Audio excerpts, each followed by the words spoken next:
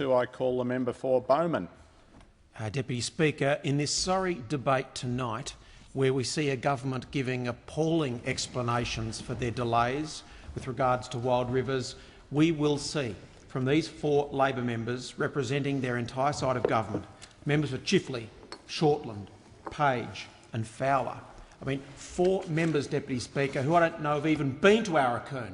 I mean, these are four members of Parliament, Deputy Speaker, who, if they ever turned up in an Aboriginal community, would only do so if their plane ran out of fuel. The member will return to the motion, or he will sit down. The member for Bowman has the call. They are four MPs who would only turn up in Arakoon, Deputy Speaker, an area critically affected by this appalling legislation. If their plane ran out of fuel or there was a plot to be unravelled, it's the only time you would see them turn up to understand the implications of this bill. Now, we are talking about the use of river catchments. We are talking about the economic impacts upon Aboriginal Australia and Cape York. And as was so eloquently put in Balcanu's submission to this very inquiry, the notion that this is wilderness and wild simply betrays the lack of understanding that this government has for the economic desire of the people of Cape York to have a real chance at a job and a real chance at joining the global economy. But this is a government determined to back up their Queensland counterparts, who, for the last 5 years, have lamented the lack of consultation around the Northern Territory intervention. But what consultation was there for this Wild Rivers Act in 2005? In January, they came out with a parliamentary paper. In February, an explanatory memorandum, and by May 24 had rammed this through the Queensland Parliament that has no upper house for review. Now that is that government's record of consultation. It's appalling. And then given just one chance by this opposition to remedy these errors, to take, as Pearson has said, the foot off the throat of people living in Cape York, we've had this appalling diversion of this legislation for whatever the procedural excuses were by the Speaker before me, an appalling delay of years and years. Now, is this a government that cares about economic development? Do they care about the complex interplay between economic development, the environment and generational equity?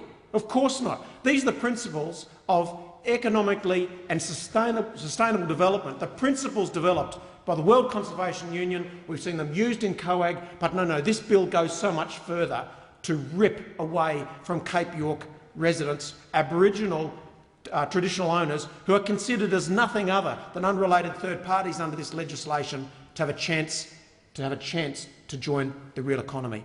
Within a kilometre of a major waterway, not even a chance to engage in agriculture, not even a chance to build anything more than a fence, a track, a road or a fire break without justifying that that piece of infrastructure is both absolutely necessary and can be put in no other location. I mean, what chance is there of having tourism in Cape York under those circumstances? Deputy Speaker, we have Vegetation Management Acts through which this legislation is read that virtually prevents a weed from being pulled for Aboriginal Australians to have a chance at joining the real economy, generating real jobs and real enterprise.